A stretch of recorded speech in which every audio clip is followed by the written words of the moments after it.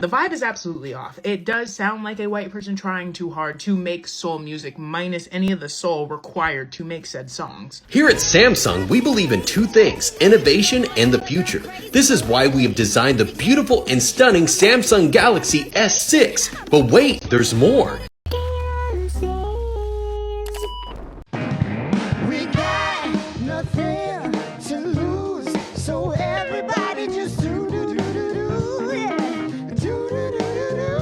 If you've been on TikTok in the last week, you've no doubt heard of this band called Lawrence. Lawrence is a US-based pop soul band founded by Clyde and Gracie Lawrence, two siblings who grew up in New York City. So they're kind of like Billie Eilish and Phineas if people were mean to them. And it's interesting because, like Billie Eilish and Phineas, if you watch any of their clips, you can tell that they're both definitely very technically proficient musicians at the very least. But the internet is fickle when it comes to music, especially TikTok. Like, you can be a technically proficient musician all you want, but especially in the pop sphere, that's not enough to make you successful, especially if you have, other narratives working against you that we're going to discuss. And today we're going to talk about image and branding and the concept of coworker music and what the ongoing criticism of Lawrence might say about the current state of the music industry as a whole.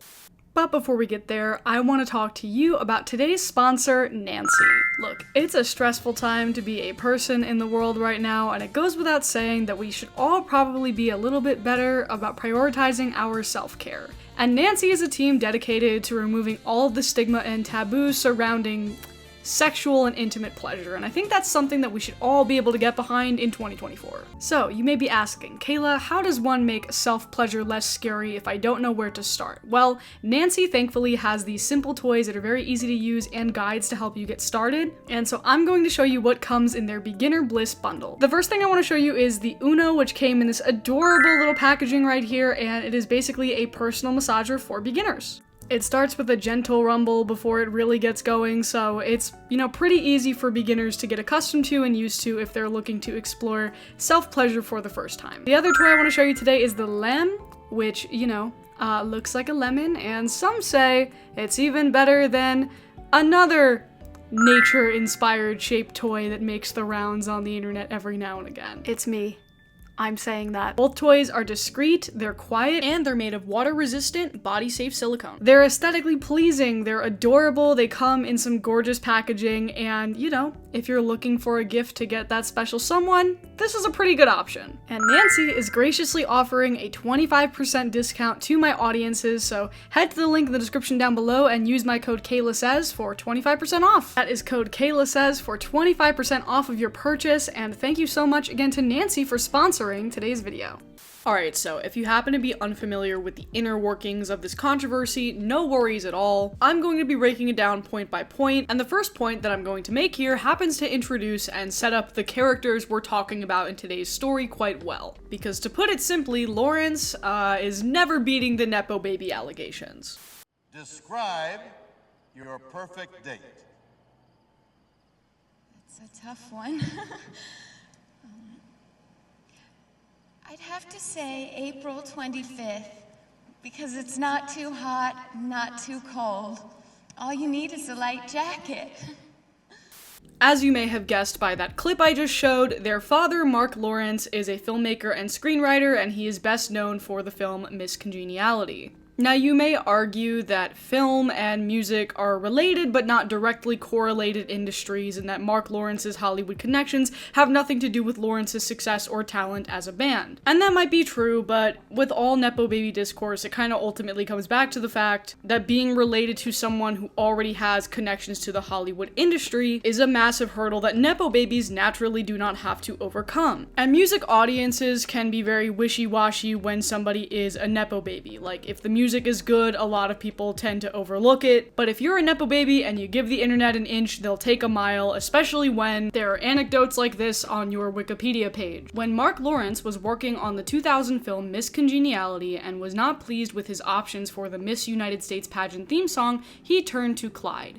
At only age 5, Clyde wrote his own version, and the film's other producers chose to add it to the film without knowing its writer. The Miss United States pageant anthem, which Clyde composed, is prominently prominently featured in the film, and his composition led him to become the youngest member of the Songwriters Guild of America. And from there, the rest of the story of how Lawrence became a band is kind of as you would expect. Clyde went to school for music, he completed an undergraduate degree at Brown University, he started the Clyde Lawrence Band while in college, and then Gracie became the co-lead singer, and the rest of the band is like a cast of rotating members who went to Brown University as well. And maybe this is just like mentally for me, but they kind of occupy the same niche as like Jacob Collier or like Charlie Puth. People whose music is very technically proficient, but like noted and critiqued as generally unremarkable at best and soulless at worst. And that's not to say that all of their music is bad. I feel like before this whole controversy on TikTok, I have listened to a few of their songs in passing and been like, you know what, this is pretty good. This is nice to listen to. I even remember a couple months back, like before this whole TikTok controversy, there was a clip of Gracie Lawrence going viral and all of the comments were like, oh my god, she's amazing, like why is she not one of the biggest names in pop today? So it just shows how fast people can kind of switch up.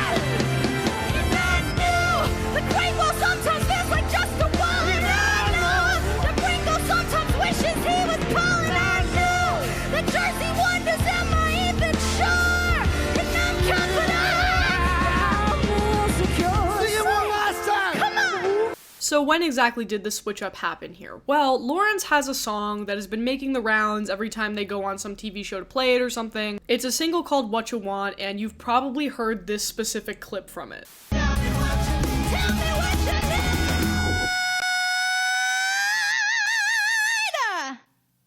Buzz me top 10 ways that you hate me. Don't ever call a girl crazy, but lately, that is exactly what's trying to make me.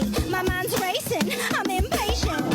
Okay, so this song first started really making the rounds as a TikTok sound a couple weeks ago, and even before I knew who it was, every time I heard it, I was like, I fucking hate this. This is so annoying. And again, at the time, I didn't even know where this sound came from. I thought it was from like some sort of Disney Channel original movie that I forgot about. It could have been AI generated for all I know. I didn't know why people were making fun of it. I just was like, okay, every time I hear this lady scream, like I need to scroll by. I cannot take it anymore. I can't listen to it. And then people started to slowly put the full puzzle together, that this wasn't just like a disembodied sound to make fun of. This was an actual perceived grievance that people had with this particular band. The biggest critiques that the song itself has been getting is that it sounds like it belongs in an Old Navy or a Kohl's commercial. It has like that same Harry Styles music for a sushi restaurant vibe. A lot of the lyrics feel dated, particularly the BuzzFeed top 10 ways that you hate me line feels like, you know, something straight out of 2013. And then there's of course the critique of Lawrence's co-opted aesthetics and appearance. For example, the fact that Gracie always dresses like she's kind of like a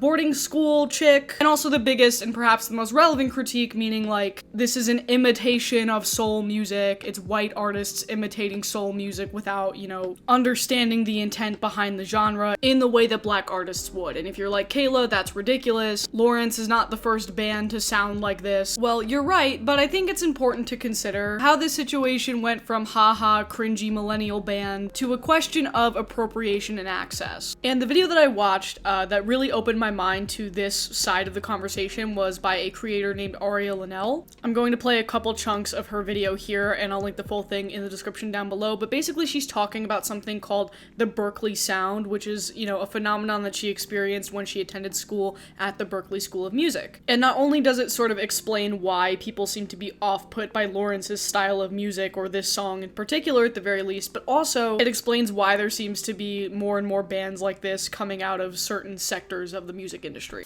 There's a certain sound that I feel like is very, in my opinion, dated. It comes from like the 2010s, right? There are a lot of like old faculty, right, at Berkeley, and they have their thoughts about what commercial sounds like, right? And commercial to them sounds like white kids singing soulfully, right, with live instrumentation, doing like a lot of jazzy riffs. The way you're taught in the school, it's very cloistered. You're taught to tune out the world. You're taught to kind of engulf yourself in what they call the Berkeley bubble, right?